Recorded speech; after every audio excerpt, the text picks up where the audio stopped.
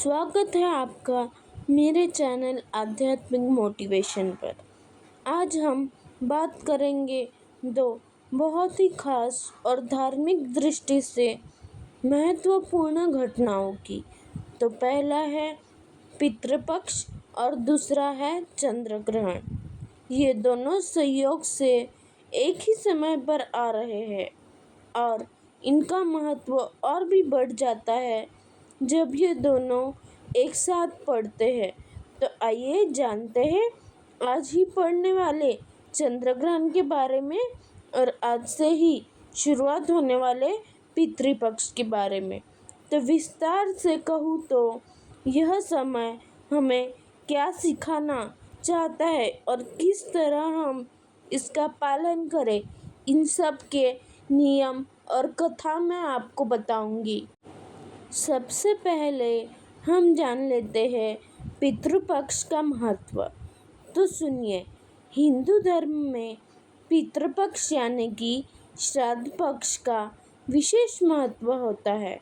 यह भाद्रपद पूर्णिमा के बाद से लेकर अमावस्या तक लगभग 16 दिनों का समय होता है और इन समय में यह माना जाता है कि हमारे पूर्वज की आत्माएं पितृलोक से पृथ्वी पर आती है और अपने साथ अपने आशीर्वाद देने के लिए वह पूर्ण रूप से तैयार होती है।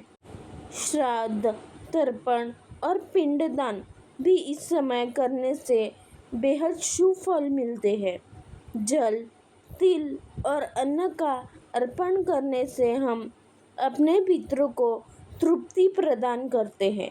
शास्त्रों में तो यह भी कहा गया है कि तृप्ति लभते पितरः तृप्ति लभते देवता, अर्थात जब हम श्रद्धा से पितरों को अर्पण करते हैं तो न ही सिर्फ वे तृप्त होते हैं बल्कि देवताओं की कृपा भी हमारे जीवन में बरसती है।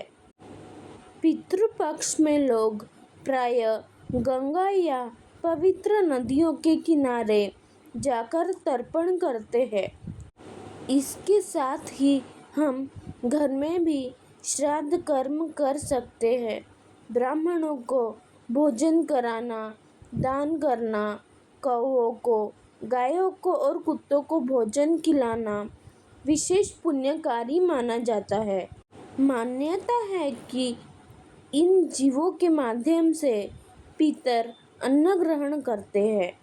इस समय पवित्रता का विशेष ध्यान रखना चाहिए। सात्विक आहार, संयमित जीवन और दया भाव का पालन करना ही असली श्राद्ध माना जाता है। तो मित्रों, यह तो मैंने आपको श्राद्ध पक्ष के बारे में बताया। चलिए अब जान लेते हैं चंद्र ग्रहण के बारे में। अब मैं आपको एक विशेष बात बताती हूँ।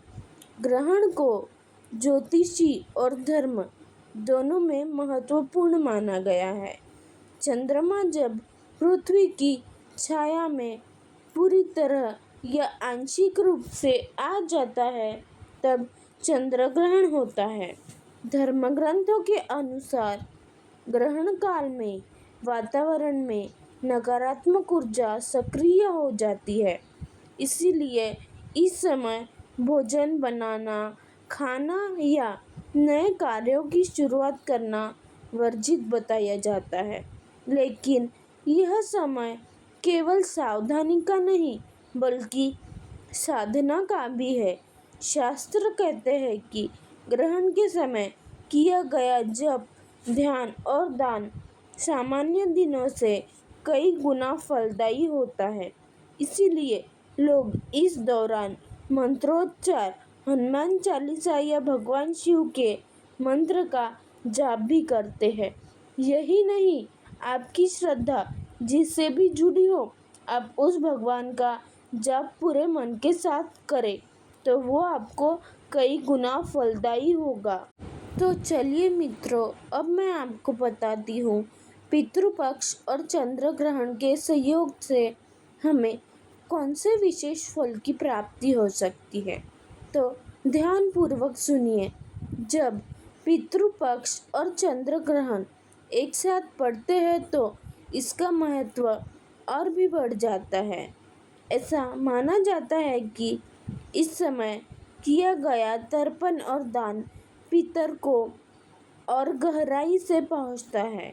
वहीं ग्रहण के दौरान किए गए मंत्र जाप और साधना का भी कई गुना लाभ मिलता है। लेकिन ध्यान रहे, ग्रहण के समय श्राद्ध कर्म नहीं किए जाते। इन्हें ग्रहण से पहले या बाद ही करना उचित है। ग्रहण के समय आप सिर्फ ध्यान, जप और पवित्र ग्रंथों का अध्ययन ही करें। मित्रों, पितृपक्ष हमें हमारी जड़ों से जोड़ता है और चंद्र ग्रहण हमें यह याद दिलाता है कि अंधकार के बाद हमेशा प्रकाश आता है। इन दोनों घटनाओं का समागम हमें सिखाता है कि जब हम अपने पूर्वजों को याद करते हैं और साधना में लीन होते हैं तो जीवन में शांति और संतुलन अपने आप ही आ जाता है।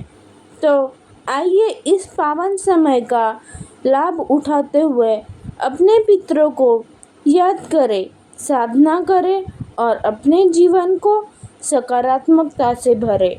तो मित्रों, अगर आपको यह वीडियो जानकारीपूर्ण लगा हो तो चैनल को सब्सक्राइब करें, बेल आइकॉन दबाएं और कमेंट में बताइए कि आप पितृपक्ष में कौन सी विशेष परंपराएं निभाते हैं। तो मित्रों, मिलते हैं हमारे अगले वीडियो में। धन्यवाद। जय श्री कृष्ण। राधे राधे। जय पितृदेव, जय चंद्रदेव।